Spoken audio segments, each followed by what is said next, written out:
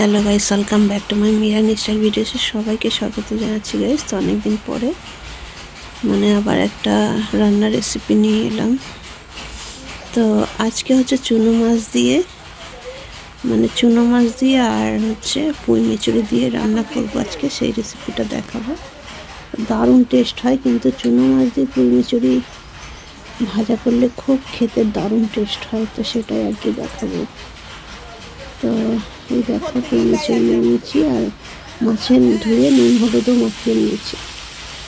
তো এই যে মাছগুলোকে একটু ভেজে নেবো। মাছগুলো খেতে কিন্তু খুব স্বাদ।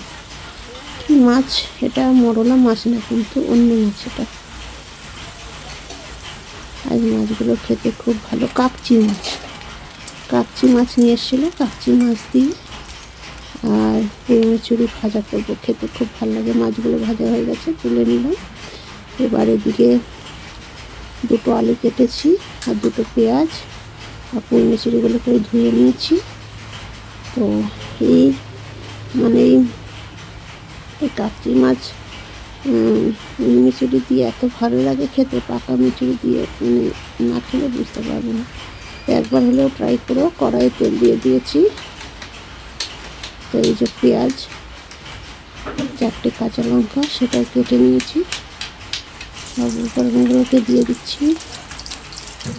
একটুখানি ভাজা হয়ে গেলে তারপরে বাকি সব উপকরণগুলোকে দেবো।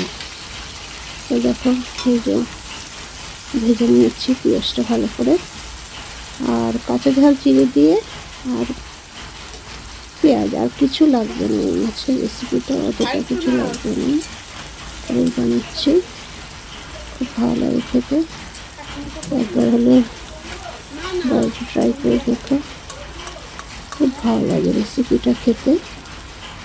কাকচি মাছ দিয়ে পাকা মিচুরি ভাজা খুব ভালো লাগে খেতে, তাই জন্য তোমাদের সঙ্গে শেয়ার করলাম। মাছটা, আলুটা দিয়ে দিলাম। এবার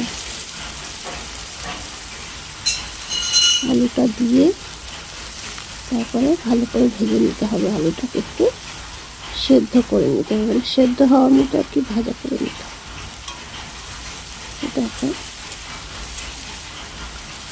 দেখো এখন আমার ভিডিও কেউ দেখতে চায় না, ভিউজও আসে না, এই জন্য আমি প্রতিদিন রান্নার ভিডিও ছাড়ি না, 1-2 দিন পরই ছাড়ি। এই যে মিচুরিগুলোকেও দিয়ে দিচ্ছি। এবার অনেকটা মিচুরি এই দিয়ে দিলাম। এবার ভালো করে নেড়ে নিলাম, নেড়ে নিচ্ছি। এবার এই মিচুরিটাকে একটুখানি ভাজা করে নিতে হবে। তারপরে সবার শেষে মাছগুলো দিয়ে দেবো। তো দেখো, খেতে অপূর্ব হয়েছিল এই কাকচি মাছ দিয়ে পাকা মিচুরি ভাজা, খুব ভালো লাগে খেতে, দুর্দান্ত স্বাদ হয়েছিল। আমি তো ওটা দিয়েই ভাত খেয়েছি, আমার কিন্তু অন্য কোনো রেসিপি লাগেনি। লবণ দিয়ে দিচ্ছি পরিমাণ মতো, আর একটু লাগবে, এই যে দিয়ে দিলাম। এবার নেড়ে ছেড়ে নিতে হবে। হলুদও দিয়ে দেবো, এই যে পরিমাণ মতো হলুদ দিয়ে দিলাম।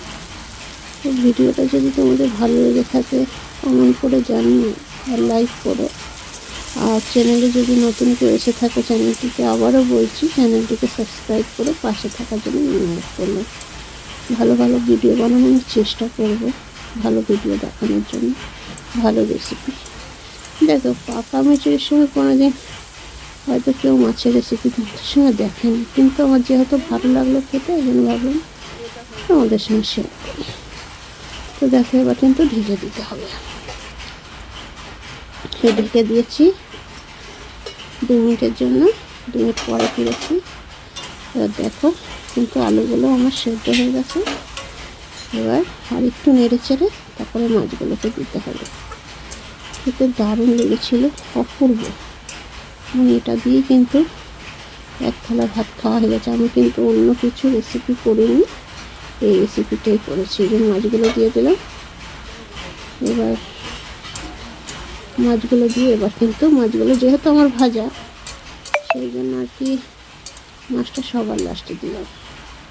এবার কিন্তু এরকম দিয়ে নাড়িয়ে চাড়িয়ে ভেজে ভেজে নিতে হবে, ভাজা ভাজা করে নিতে হবে, তাহলে খেতে কিন্তু আরও টেস্ট হবে। এই যে সত্যি বলছি বন্ধুরা, এই পাকা মিতুলি খেতে খুব ভালো লাগে। আর তারপর তো আমি কাচ্চি মাছ দিয়ে করেছি, আরও ভালো লাগে, আরও জমে গেছে, খেতে আরও ভালো লেগেছে। তো সেটাই কথা। আর দুটো মিডিয়াম সাইজের আলু দিলাম, একটু বেশি হলে আর কি সবাই মিলে খাওয়া যাবে, তার জন্য অনেকটা হয়ে গেছে, প্রায় হয়ে এসছে। আমি তো ভাবতে পারিনি যে কাচ্চি মাছ দিয়ে পাকা মিচুড়ি এত ভালো লাগবে খেতে। ও হয়ে গেছে, কিন্তু গ্যাসটা বন্ধ করে দেব। কিন্তু এই যে এবার নামিয়ে নিয়েছি। তো রেসিপিটা কেমন লাগলো, কাচ্চি মাছ দিয়ে পাকা মিচুড়ি কেমন লাগলো কমেন্ট করে জানিয়ে আজকে ভিডিও টাটা।